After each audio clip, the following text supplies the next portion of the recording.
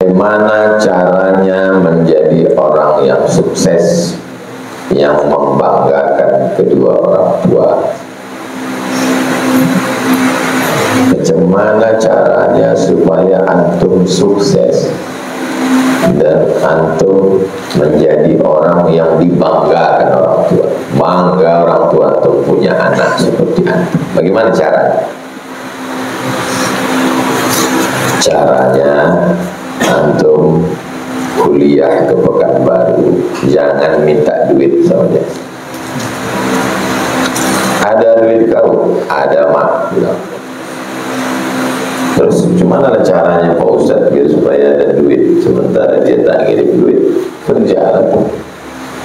Saya pernah marah sama mahasiswa waktu ngajar di pusat bahasa. Saya mengajar, dia tidur terus. Kalau saya marah di dalam kelas itu, nanti yang tak salah kan ikut kena. Berarti saya zalim. Saya ajak dia keluar. Apanya maksud kau dari tadi tidur terus? Saya security jaga malam, Pak Ustaz. Pulang tadi subuh. Dari subuh itu saya tidur sampai jam 7. Habis itu baru saya berangkat. Ngantuk kali mata saya.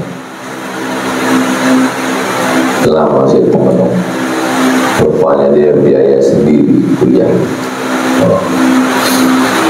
Kalaupun antum tetap subsidi dikasih orang tua duit, pakailah duitnya itu untuk belajar. Jangan dipakai untuk mengasih makan anak orang. Jangan dipakai untuk yang tidak pada alokasinya, bukan untuk itu. Syukur-syukur untuk bisa menabung. Kalaupun tak bisa menabung, kalau belum bisa membiayai diri sendiri, paling tidak duit orang tua itu memang betul-betul untuk kuliah, untuk sewa rumah, kos-kosan, untuk minyak motor, untuk SPP, sementara mapan. Itu dulu pokok mangkal yang pertama, cerita duit dulu. Karena kalau sudah masalah duit tak amanah, menguji orang tuh pakai duit. Siapapun orangnya uji pakai duit. Kalau jujur dia dalam masalah duit, insya Allah banyak orang bercakap jujur, pas dikasih duit hilang jujurnya.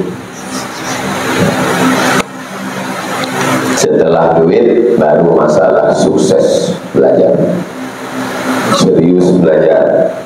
Semester 1, 2, 3, 4, 5, 6 KKN, tulis skripsi selesai. Habis itu cari kerja. Kalau sifatnya mau pendidikan, dosen, akademisi, lanjut S2. Susah-susah dulu. Mana ada hidup bisa langsung senang. Niatkan aku kuliah untuk membahagiakan orang tua. Kalau niatnya untuk orang tua, yang lain dapat. Tapi kalau niatnya untuk yang lain, orang tua belum tentu dapat. Saya berangkat 5 September ke Mesir. Aku mesti S1. Nanti habis S1 ini aku mesti S2 ke Sudan. Habis itu nanti mesti aku S3.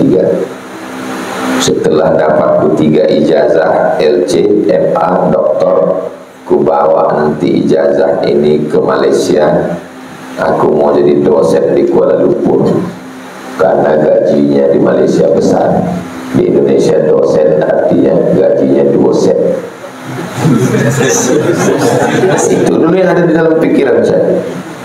Saya cerita tentang pikiran saya pertama sampai ke Mesir. Berpikir otak saya, aku harus menyelesaikan kuliah nanti 4 tahun. Habis ini aku nanti ke Sudan. Habis ini nanti doktor 2 tahun, 3 tahun, berarti umur 29 aku mesti doktor. Habis itu pulang jadi dosen, dapat duit, membawa emak ke Makkah. Itu cita-cita kita. Walaupun tak macam yang direncanakan, tapi ujung-ujungnya dapat juga. Walaupun tidak macam yang direncanakan.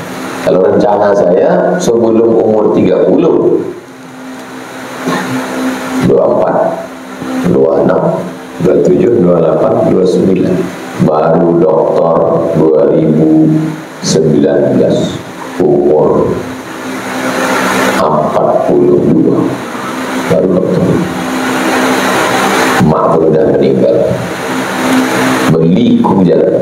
Tapi yang saya inginkan dapat. Mau ke Sudan, dapat. Mau ke Maroko, dapat. Mengajar di Malaysia, dapat. Mengajar di Brunei, dapat. Bedanya, seandainya menurut saya dulu 24 LC, 26 MA, 29 doktor, ke Malaysia jadi dosen. Rumah, kampus, mati. Dibuat Allah berliku dulu. LC, MA, mengajar, doktor, masuk ke Talang Mama, masuk ke Bagan Benio, masuk ke Merapi Berbabu, masuk ke suku Sakai, masuk ke Anak Dalam, baru ke Brunei dan ke Malaysia. Semua dapat. Kira-kira lebih indah rencana saya atau rencana Allah?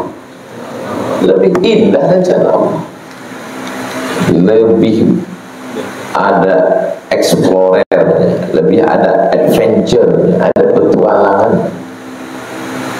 Jadi antum buat rencana sendiri, setelah itu serahkan pada Allah.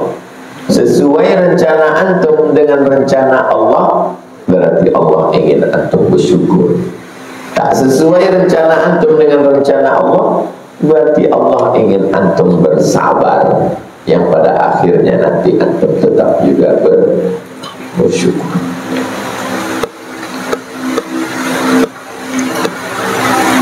Jadi cita-cita pertama adalah untuk